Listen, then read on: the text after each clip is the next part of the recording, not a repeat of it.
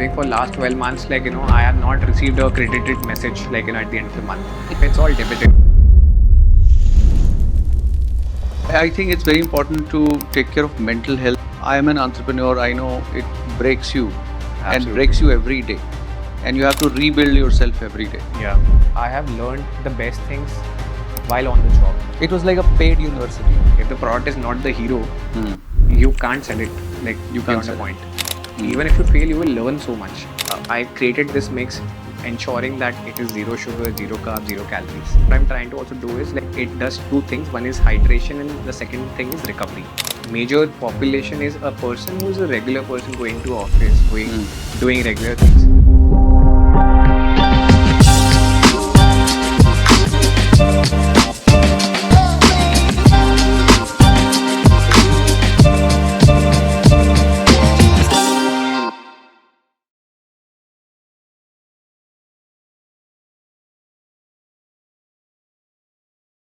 Hi Parth, thank you so much for coming to our podcast. Hello. Thank you Such so a much. pleasure to host you.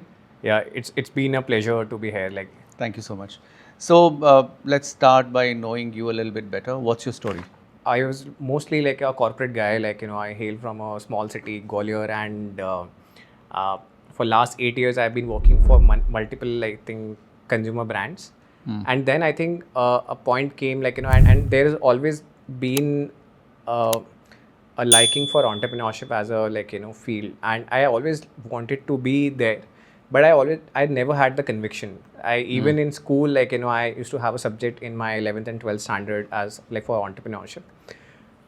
So yeah, I think over the years I learned how brands are built, brands are grown.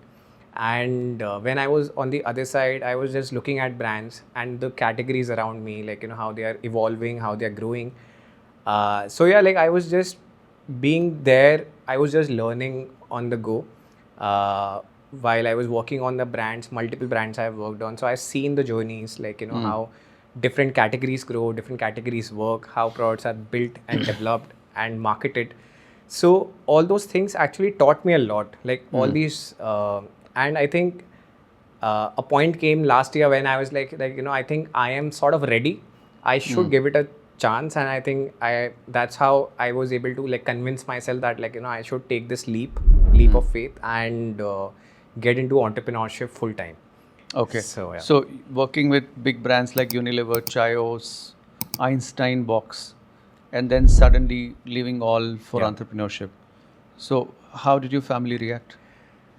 They were concerned, of course, because if any parent would they will be concerned how will you make your ends meet, what will be the backup, what's your plan B, all those questions came to me.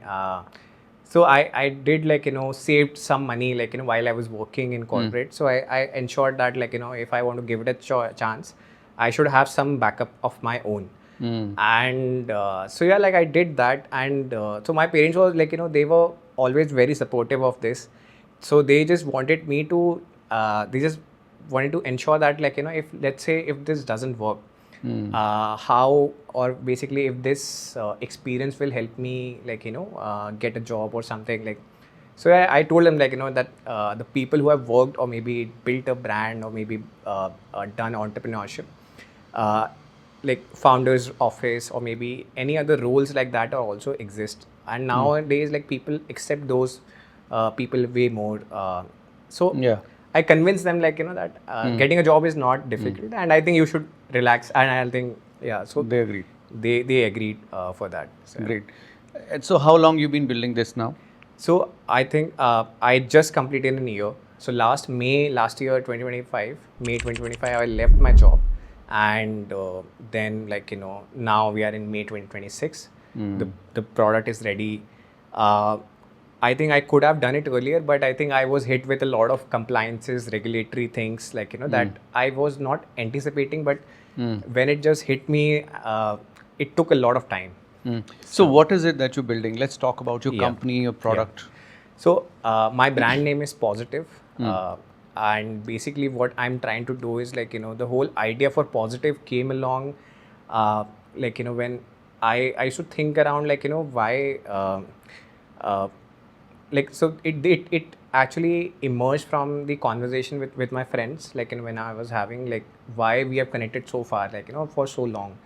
So I think when we were having this conversation, I think like on most parts, what emerged was like that everybody shares some same characteristics among them. Like for example, everybody in my friend circle, they are motivated, driven, and they are very positive in nature.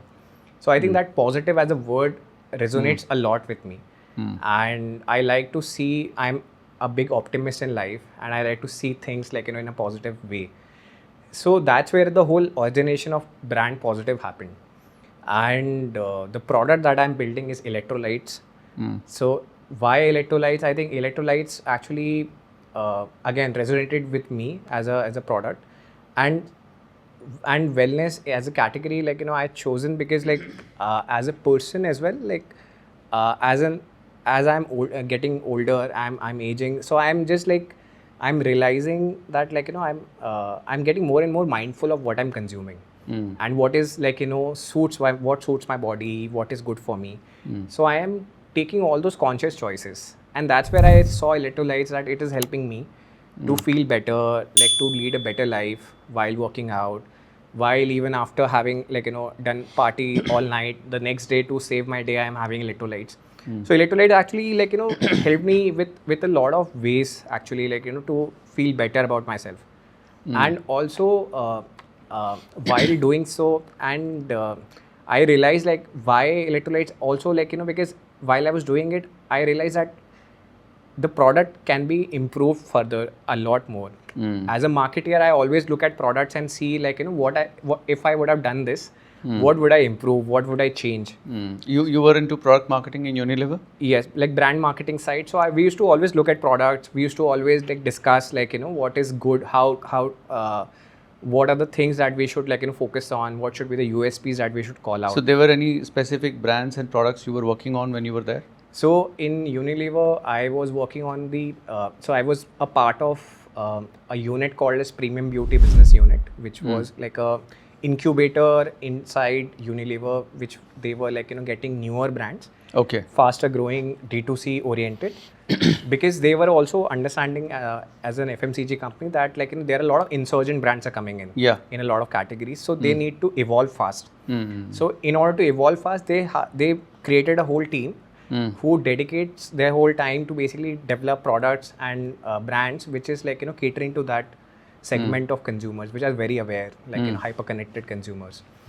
So over there I worked on brands like Love Beauty and Planet. It's a very big hair care brand, I think 200-300 crore plus brand now. Then there's Simple Skincare. Again, it has grown very phenomenally well. So these are brands created by Unilever or acquired by them? So basically, Love Beauty Planet firstly launched in US. Then US maybe like it was under Unilever only. Then Unilever got it in India, and then so in India it performed really well. Okay. So India has become the biggest market for Love Beauty and Planet. India can be a very big market for any. Yeah, absolutely. So even in Simple Skincare, it's very big like skincare brand in UK, and it's doing great in India as well. So its face wash is very famous, called as refreshing facial wash. It's very famous, and it's doing really good as a brand. Excellent. Now tell me, why did you choose? You could have created anything under this brand positive, right? Yes. You have very solid bona fide experience of working with brands in Unilever, then Chayos, which is a F&B company, then Einstein Box, which is a product for children, right? Yes, you create, it's a toy boxes, early learning toys. So why did you choose to create something that's been there for ages and nobody has ever looked at it? I think firstly, I think it has resonated with me as a person as well. Like because I said like for example, while doing a lot of partying, or maybe like if I'm going out, like if you're having drinks, the next day you usually have like because your body dehydrated, you always feel like very hungover the next day. Yeah. In order to save the day, like electrolytes has always saved my day, and like has helped me like to feel better. In the same ways, like if I'm, let's say, then also like while doing so, like I also got very much active into fitness. Like, why I now I'm a regular runner. Like, I've already done 2 high rocks events as well. Like, it's also getting very popular in India. And regular runs. Recently did a half marathon, like 21.2 kilometers. So all these things I'm also getting into myself. So while doing so, I realized, like, electrolytes is helping me to function better. Because I was also living the same life, like, for the product to be consumed. And then I realized, like, even while I was building it, I realized, like, for example, not everybody needs a very high-end product, like, in electrolytes. We can also make a product which a normal person can have on a daily basis as well. So when you talk about electrolytes, Yeah. you're talking essentially about the ORS, right? ORS is something that we've been having since our childhood, right? Yeah. And you usually tend to take ORS when you have a stomach issue or you're feeling weak or there's an issue. It's always been on the same shelf as a medicine, right? Yeah. So there are 2 shelves. One is the medicine shelf where you keep your medicines and the ORS, and then there is a glucose shelf, right? It's not even been there on the glucose shelf ever. Yeah. Right? Glucose is something which is more like a consumer product, and then they advertise it aggressively, and they say that you want more energy, then you have glucose. But nobody ever says, okay, if you want more energy, you take electrolytes or take ORS. So how did this occur to you that you can actually look at this category and disrupt this? And do you think there's a big enough market? And what would be the competition with glucose, let's say? Yeah. So I'll like, cover everything one by one. So let's say whatever we see, let's say the ORS that we always have been having, like, for this whole while. So ORS actually helps with the whole, like, gastric irritation that anybody is having, and it's WHO recommended, and it's a formula that has been set by the regulatory bodies that, like, if you are saying that you are selling ORS, you have to follow that composition. You can't change that. Yeah. So it is for medical treatment. It is very specific use case. But a lot of times we do get dehydrated on a very regular basis. We don't drink enough water. For example, a regular person living in a metro city, or maybe a working professional, at times we forget to drink water. And at times we get, like, all those 2-liter water bottle, like, so that we can keep checking, like, how much we have drank the whole day. And but I think for most people it doesn't work. वापस वैसे ही bottle पड़ी रह जाती है. Exactly. And it gets very, this thing, like, you are not able to consume and do the whole, like, you can't meet the daily hydration goals of your body. Like, and also what happens is, like, just alone water doesn't help with hydration. Okay. Basically, we need other salts and other minerals that actually helps us to feel better. Yeah. So while doing a lot of research around this, like, because I'm a person, when I was, like, looking at this category, I was researching a lot. I tried multiple products, Indian brands, global, and I figured, like, one thing that struck to me, that, like, that not everybody is an athlete. Major population is a person who is a regular person going to office, doing regular things. But even then, they are not able to drink water. Yeah. Basic, like, that's where the distinction lies. And that's why I thought, like, why not, like, create a product which caters to them? Because for athletes, there are ample of products. For regular people, there is very few products that can actually cater to them.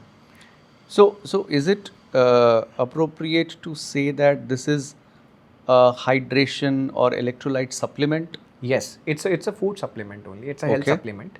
So basically, why I created this supplement? So basically, the whole idea for this supplement is that, like, for example, these minerals we are not able to have or maybe get on a regular basis from our diets.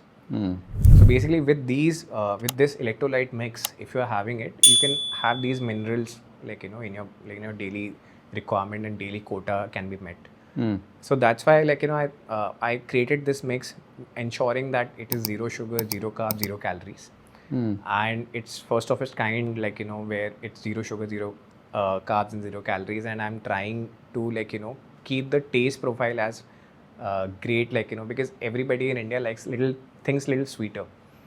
So I tried to keep the sweetness profile at the right amount of sweetness, and I kept the sodium levels a little lower because not everybody requires a lot of sodium in electrolyte products, because usually electrolyte products have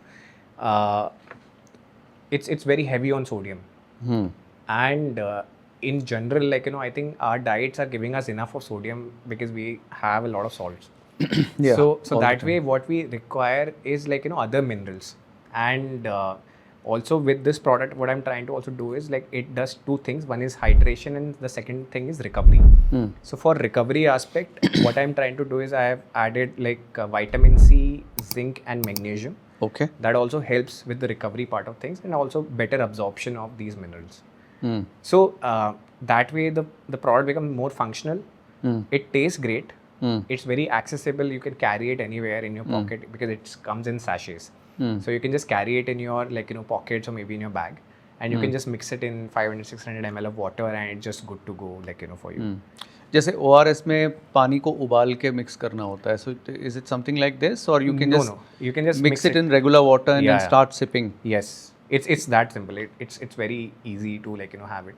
Okay. In ORS as well, like, some people do boil it, some people do, like, mix it in regular water, but I think it depends on use case to use case basis.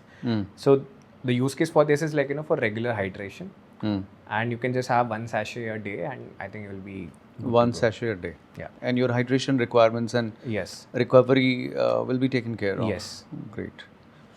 तो अभी पार्थ कौन से products हैं under this brand Positive? So is it Positive or it's Curiously Positive? So what is exactly the brand name? So the brand is Positive, but I call it, like, Curiously Positive because the Positive brand name has plus in front of it. So in searching it becomes difficult. So that's why Curiously Positive, and people remember it better. Okay. Like, yeah. What is your plan to take this to people? Because this category is heavily cluttered, right? Absolutely. This supplement category is now heavily cluttered, and every second reel on your Instagram is pushing you to take this additional support and additional stuff for your body and all that. Yes. So in such a cluttered market where there's so much of noise around what all your body needs, how do you think you will be able to convince people to take something as simple as electrolyte? I think for the good thing is that there is a whole wave that is happening in India right now, which is, like, people are getting more and more aware. Yeah. So the consumers in general exactly know what is good for them, and they are very like, they are trying out new things, and that way I think if for electrolytes, a lot of consumer work I've done. I've spoken to multiple people who have tried this product, and, like, they have been consuming electrolytes for a while. So I think to convince them is very easy because they know the product works. So they just want now either the flavor profile to be better, to be more convenient, to be more cleaner. All these things that, like, I have, like, the distinction that I've been able to create with this product. I'm trying to, like, convey that in my messaging, in my branding.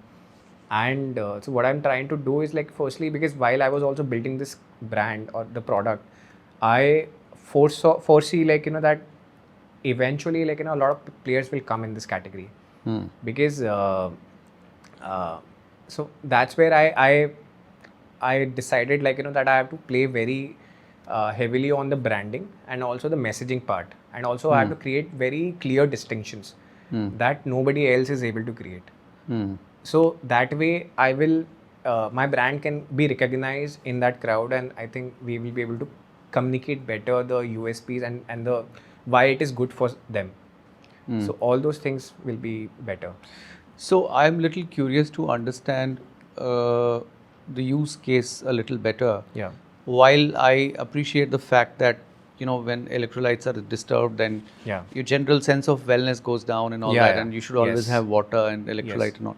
But are there any specific use cases which you can tell that, in this particular situation, you definitely need to take a pouch of electrolytes and you will instantly feel better?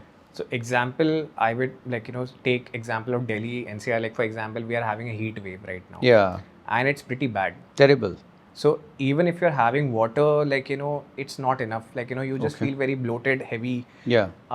It doesn't help.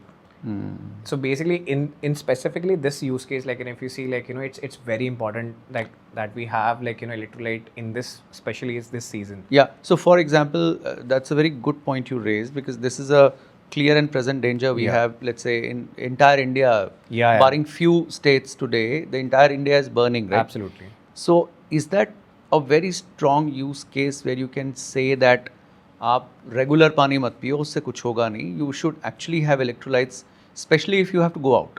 Yeah, because, like, honestly, this helps. Like, example, like, if you are just having water doesn't help. Like, you can keep having water, but at the end, like, you will, like, go pee, and, like, it'll be again, like, have to have water. Yeah. And you keep feeling thirsty. Electrolytes helps that, like, you don't feel thirsty after that. For And then the balance of your body minerals will also stays intact, and you don't because, like, when you are sweating and you are just feeling that heat, you need like, fluids in your body. And when you are also, like, about to get a heat stroke, or maybe somebody gets a heat stroke, so they have to have electrolytes or maybe an ORS, like, to I feel understand. So that's about 3 or 4 months in a year. What happens in, let's say, winter or when it rains? So When there's no dearth of water in your body and you're feeling okay. You feel that I don't need water, I don't need electrolytes. So in winter specifically, like, for example, I've been using, because in winters as well, because if I'm going for runs, if I'm sweating, I'm and also in winter this happens, like, I don't have enough water. Okay. Because, like, my body doesn't require it and don't feel the need of water, but eventually it starts to hamper with other things. For Balance, example, because, like, it can interrupt your, like, bowel movements, or maybe like, your regular body functioning. So in that way, like, to keep that fluid functioning better in your body, and even the basically the balance of fluids in your body, I think if that needs to be balanced, I think electrolyte has to have, like. And if you're an active person, then obviously whatever time of the year you're running, you're jogging, you're doing things, then you definitely need this to be balanced, right? Yes. Because otherwise, if you're jogging and doing things, then you're sweating, and then you're losing your minerals and water content very fast, right? That's probably the use case. Yes. So interesting to hear that. I was just trying to understand if somebody is watching this and they want to, they want to understand कि मैं इसको use कब करूँगा. So at least that is clear to me. Yes. Right. Yes. Now the second question which I have is, do you have competition in this category, this particular specific category? What kind of brands exist right now? So there is also a lot of brands now. Okay. So do you have legacy brands, big brands in this category? Yes. So basically, like, legacy brands, I would say, would be Enerzal, or maybe the ORS, like, kinds of product which has already been present. The brand which does Glucon D, the GSK, right?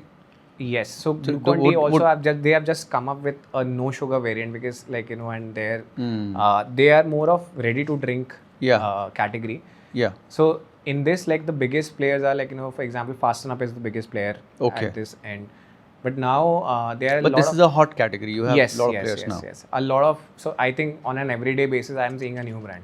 So it's becoming very cluttered, like, very fast. But it's very good also, no? Because they are expanding the market for you. Absolutely. Everybody is trying to create some noise and awareness, and that in totality it helps you, right? Exactly. So more players is always a good news. Absolutely. So I think that's why I think it's a good time to be in the category, because the product is ready. I'm also, like, out there in the market. Yeah. So basically it's gonna help on an overall level, like, and to create that awareness among customers. So it's a good thing. अच्छा, अभी ये बताइए कि Unilever, Chios, Einstein Box, all these companies you spent a lot of time, 9 years. Yeah. वो जो experience आपको वहाँ से मिला, how is it helping you today as an entrepreneur? So I take, like, basically what I learned from each company and where it is now gonna help me. So I think I keep them in buckets of 3 different, like, scales, basically. So the first company, the Einstein Box, where I was. So Einstein Box was a bootstrap company. So I saw the 0 to 1 journey over there. Like, when it grew very fast. So basically building things on a constraint level, like, because it was a bootstrap company, so we had a lot of constraints in terms of, let's say, I also saw for the first time there was a, like, when the growth happened, the supply chain collapse. Because we were selling so fast, we were not able to replenish it. Yeah.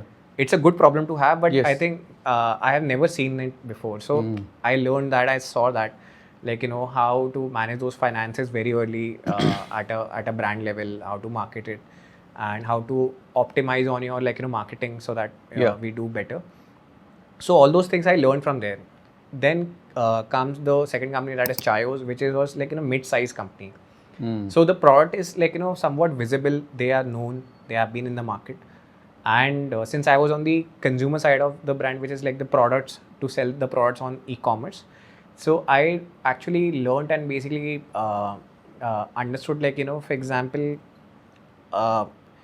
since it is known, how to make it bigger, even bigger from there. So and venturing into different categories, we launched snacks in Chayos, like, you know, they have snacks as a category. So we launched it on e-commerce just to see how it performs. Then we early adopted, like, you know, quick commerce, because quick commerce was hot that time. So that way, like, I learned those things around, like, you know, launching newer categories, getting into newer categories and newer brands. Then came to, like, Unilever, much bigger scale, and very leaner teams. Okay. So basically, what I realized was, like, for example, so in that unit that I was a part of, we were, I think, 20-25 people, majorly from marketing, and then a lot of the work that was happening was getting done by agencies, was outsourced. So that the person who was doing the work, they are free up, and they have extended, like, support systems in place. So I worked in all these three and actually learned, like, you know, how things works in different settings. In 0 to 1, maximum learning, because things were getting started, or maybe, like, you know, moved from a place where we just, like, you know, started to grow very fast, started to see a lot of, like, you know, constraints with marketing, with growth, supply chain getting collapsed because of, like, you know, we have in surge of demand, like, you know, so yeah, like, all these things helped in that journey. Then in Chayos, a known brand, making it much more bigger, and basically selling those products online helped learning around, like, how to venture into new categories, how to grow the brand online. So all those things I learned from that journey. Then came Unilever. Unilever taught me a lot around scale and how to work on, like, you know, a lot more things. Yeah. And also give a lot of wisdom around brand building, and also, like, you know, how to, like, you know, spot opportunities for the brand. So yeah, I think that way Unilever was sort of a school for me, like, where I learned around, because I had amazing mentors, amazing, like, you know, leaders in the company that was, like, you know, they were helping everybody, like, you know, with the learnings they have, because they have worked on some legendary brands, grew them, like, you know, launched them in India, made them, like, household names. So I think all those learning, when you get it first hand from people like that, I think it is amazing. And that's how, I think, to juice out everything, I think now the brand that I'm building, I'm trying to, like, you know, use the mindset of a startup with the wisdom of a FMCG. So that way I'm just trying to, like, you know, concise everything in this startup, use all the learnings that I've, like, you know, done so far, and I'm, like, you know, using it in my venture. So one of the things that I wanted to you know, pick your brain on is, Parth, there's this lot of noise around entrepreneurship and startups today, and every kid you meet, every teen you meet wants to become an entrepreneur. Yeah. They have an idea, we all have an idea, and they want to jump to build that idea, right? And thanks to popular culture, it's made entrepreneurs heroes, right? Shark Tank and things like that. You have made those heroes. New heroes have come, right? Yeah. Now, but, you know, looking at things from a very balanced perspective, do you think it's better to spend a little bit of time learning the ropes of business in big companies like you've done, and some startups, and then jump into your you know, thing that you have in your mind, or it's better to start from zero then and spend the entire time on, you know, doing everything on your own, so you can save that 3-4 years that you would otherwise spend elsewhere, and then you know, reach a certain stage? What do you feel about it? I think I'll pick the former because I have done the same in my case as well. Because honestly, like I have learned the best things while on the job, while being on the job, and It was like a paid university. exactly, like imagine if I would have done it like very early in my career. I would have just started right after my college or my like studies. Like I would have failed way more. Of course, the learning would have been great, but there would be no precision. Basically, now if I do things, I know I have to do it this way. This is how the things are done. This is how the conversations are done. This is how a commission is closed. So all these things actually comes from a lot of wisdom that you earn or maybe gain through that experience, and also while you work, you also make a lot of very credible network of individuals. That's a very important thing which people always because imagine at times, like example, I am a solo founder. I'm working like alone on this venture. If I need help, who will I seek out to? Like I will call my network, like who have worked with me or help, I'll just reach out to them. Hey, can you help me with this, stuff? And they do that, and that's that's why B schools are also are great in that way, because it gives you that. It's like a safety net, right? Yeah, you can reach out to them anytime. You can just call them and like, hey, I just need your help with this. Can you please help me? It's so easy. If you do it on your own, you have to fail so much. It's way more tough, And in that, you will waste a lot of resource. So that's that's a choice a person has to take, I think, in that case. Now, tell me, you're about a year old in this journey. Yes. Has there been a time when you felt that this is too tough here? My corporate life was way better. Earning decent salary, relaxed life, things are sorted. कहाँ आ गया मैं क्या कर रहा हूँ? Did that question ever occur to you? It always occurs to everybody, whoever is in this journey, because I think for last 12 months, I have not received a credited message at the end of the month. That's like a safety net, and also it's a great drug to have, you are every end of the month, you just know that you will get the salary, you will be comfortable with that money, and you'll be just okay. For last 12 months, I'm just it's all debited, and it's been a good journey so far. But I think it all, what happens is when you start up in your journey, you don't know what to work on, because it's in starting, I think what happens is you're so early, you rarely have any work. Very initially, when we are just researching, you're giving out time, you're meeting vendors, and our mind is so fixated on definite structured work, because there is no structure. We feel lost, day. Right? We feel and lost, there is no structure to the day, and you feel that that you're not working. Even though you're working, every time you are constantly 24/7, you are thinking about the brand, the company, what you're building, but you always think that you are not working, you are not productive. So and then you think, of course, the corporate life that I had was amazing. I used to have a good life. I used to have a Saturday and a Sunday. Now you are working every day. There's a lot of mental shift you have to do in order to get comfortable with the idea. And I think for me, how I was able to get over that thing was I was very constant or consistent with my workouts, my I was just trying to keep myself fit, so that I am just be ready with that, I think it's very important to take care of mental health as well, because I am an entrepreneur. I know it breaks you. Absolutely. And breaks you every day, and you have to rebuild yourself every day. And then you have to pat your own back and say, get up. Let's get going, right?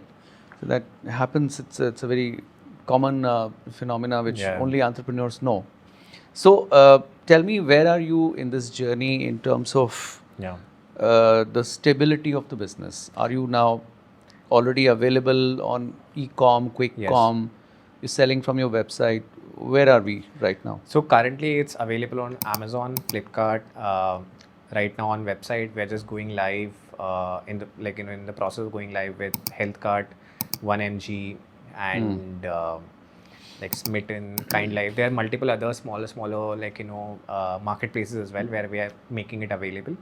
So, and also website is also available D2C.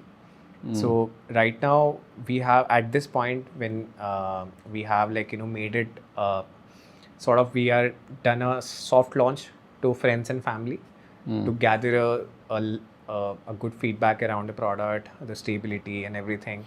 It's been like great.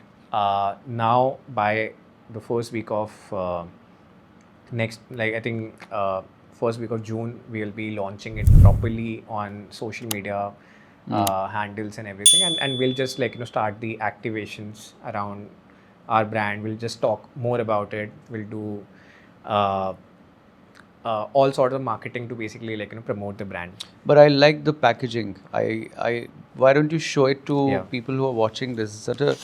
Such a beautiful packaging that you have, and what is with the explanation? What all have you written there?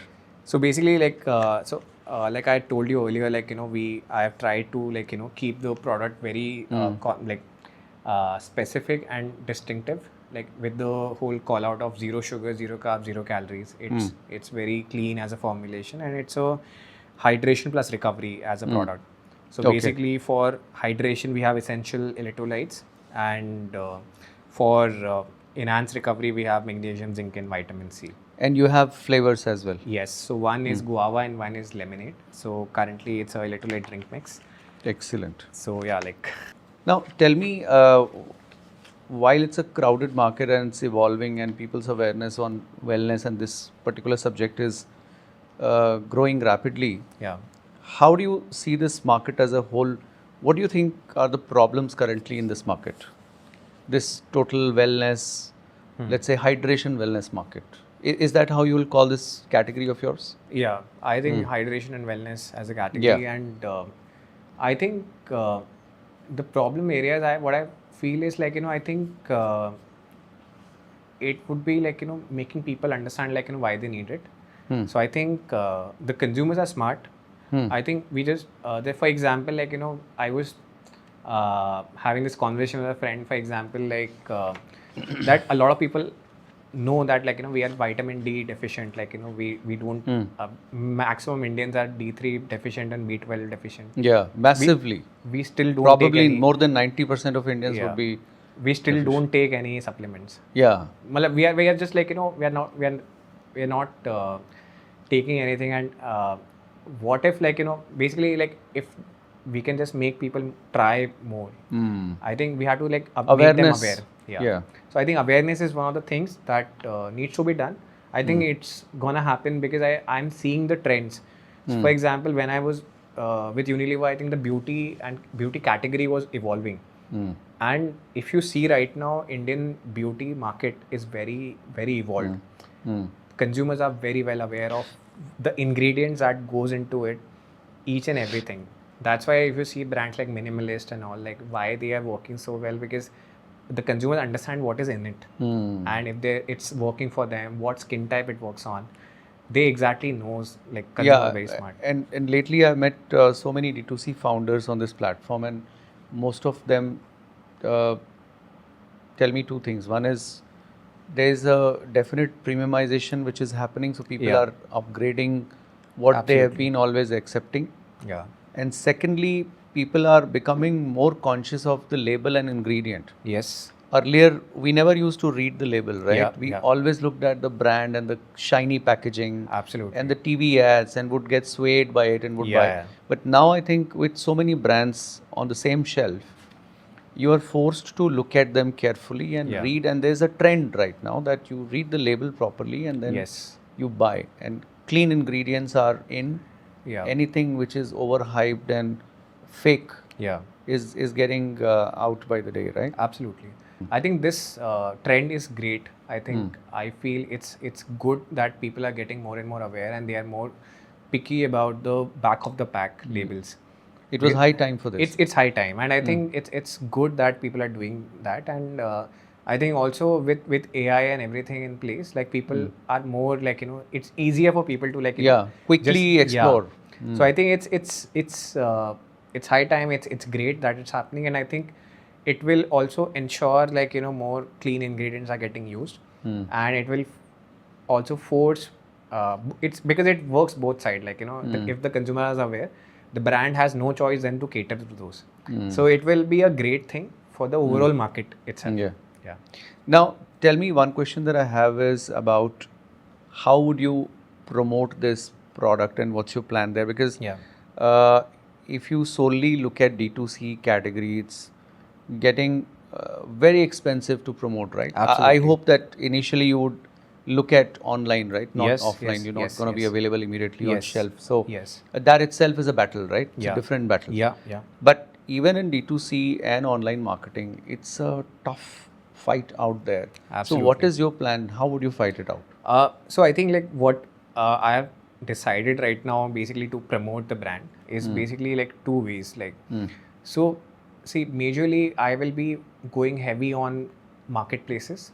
The reason I can give you why, because on marketplaces there is an intent to buy. A consumer is like even they're researching, they're typing a keyword, so there is an intent to basically look for a product. Yeah. So if you're marketing over there, if you're burning your money over there in ads, the likelihood of you converting is better.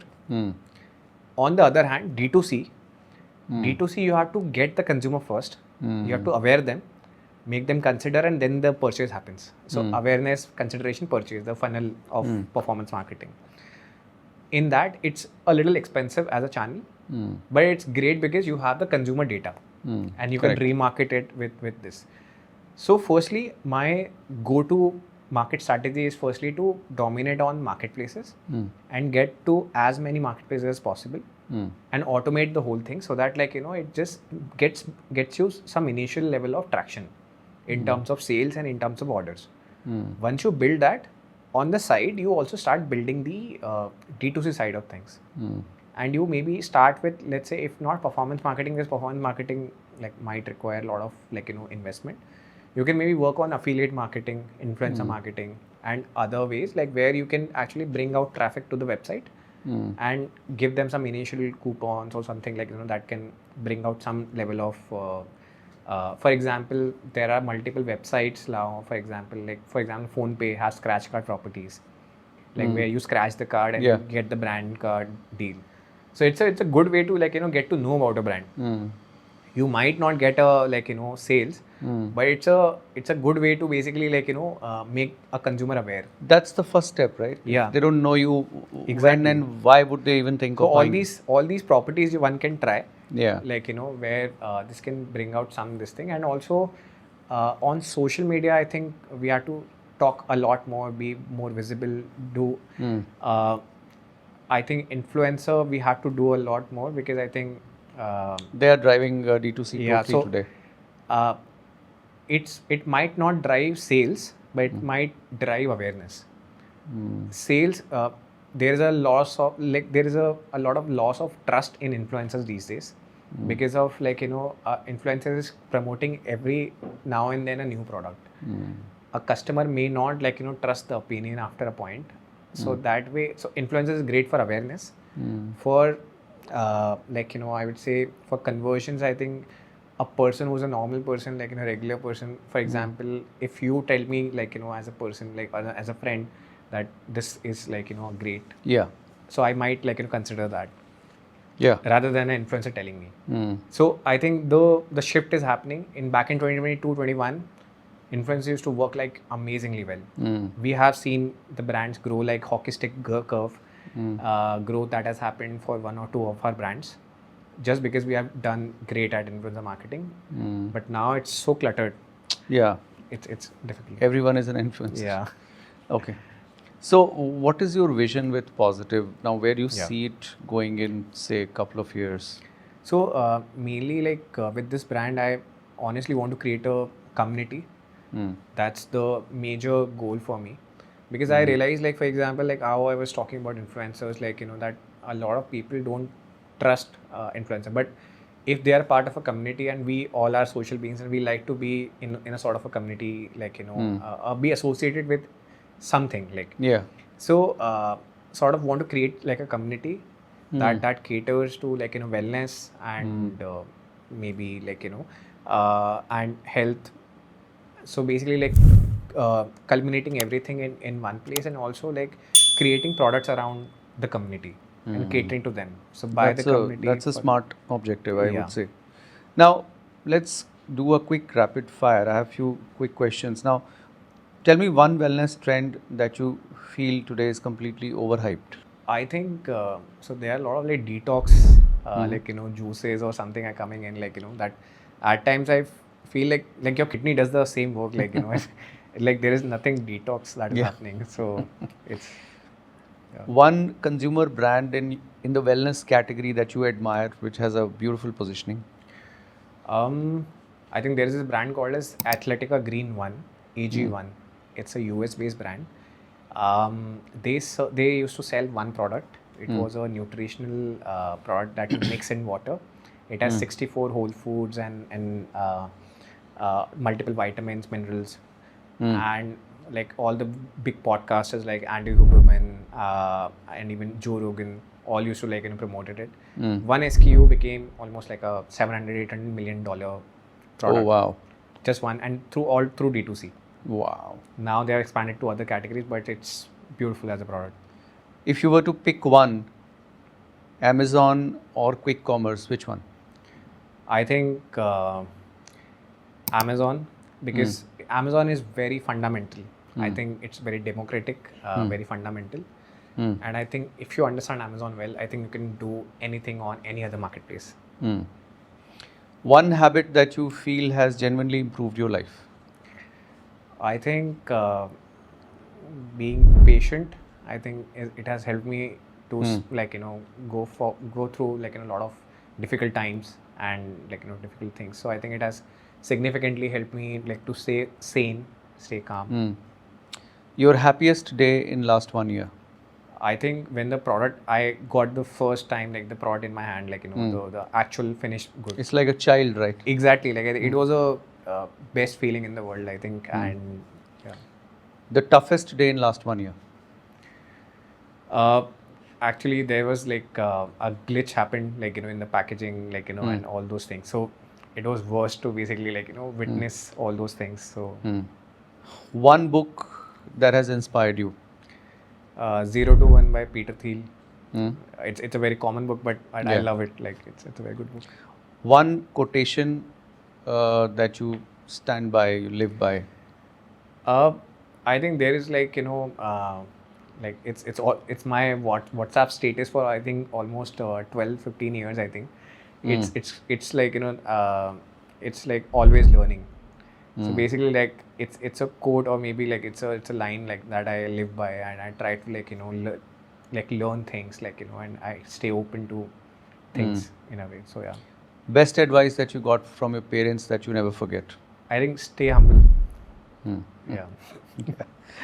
Okay. So now tell me, last but not the least, tell me one piece of advice you would give to people who want to build modern consumer brands today, sitting on fence, looking at you, thinking I should also do something that he's doing. What would you like to tell them? I think they should give it a try. I think they will have an immense joy being in this journey. It's of course hard. There is no doubt about it. They will gonna have a very difficult days, and it's like a mix of so many like emotions in a way. Like some days are full of highs, some days are full of lows, and some days you will be equally clueless. Like what's happening in my life. But I think in this whole while, like while you be in this journey, you will learn so much about yourself that will actually make you realize a lot of things about you, that what you're good at, what you're not good at. You will realize a lot more things about what you are not good at, and that realization that might have hit you after years of working, it might come to you in a very short span of time. So that realization actually makes you more humbler. Yeah. And once you get humble, you will start learning that things. So that way your learning becomes very fast, and you become good at a lot of things, and you manage a lot of things better. So I think it's better to give it a try. Even if you fail, you will learn so much. Yeah. And one of the things, probably you will agree with me, when you work with very big brands, I've also worked with some iconic brands, and I feel that when you work with them, you have this totally incorrect notion that you are driving things. Yeah. And sometimes you, get very proud of yourself and all that. That feeling occurs, and you feel like you are the one who's brought this, this brilliant success.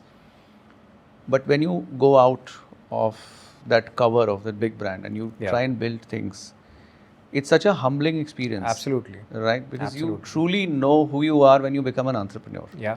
You know your true worth. Absolutely. Right? And this such a clarity that it gives you. Absolutely. You know who are your true friends. You know what do people really think about you. Who's with you, who's not with you. Absolutely. And it's so, so liberating to see the real you and the real world around you, isn't it? Absolutely. Like, I would like to add to this, so when you are in marketing, or maybe if you are doing a marketing role, you always feel like that I have done this, and because of this, the brand has grown like anything. Yeah. And so for a lot of companies, marketing becomes a superhero. But at the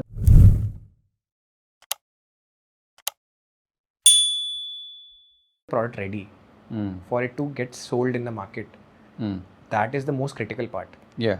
If the product is not the hero, you can't sell it. You can't sell the point. Yeah. So building the whole thing, composition, R&D, and the supply chain, fixing everything, so that once you sell it, you are able to supply everything and maintaining the MOQs and everything in place. Yeah. It's a very critical role. Yeah. That gets neglected, left behind, but because they work behind the scene. Yeah. And they're usually people who work on products. They're not hungry for recognition or spotlight. Yes. Essentially, it's the sales marketing people who will take away the shine, right? Yeah. And then they are left behind. But all these realities become so clear when you become an entrepreneur. Yes, right? absolutely. Such a pleasure to talk to you, Parth. Yeah, same here. It was great. Thank you so much for coming. Thank you. And I hope everybody who's watched this learned a lot. And so did I. Yeah, it was a great experience. Thank you. Thank you.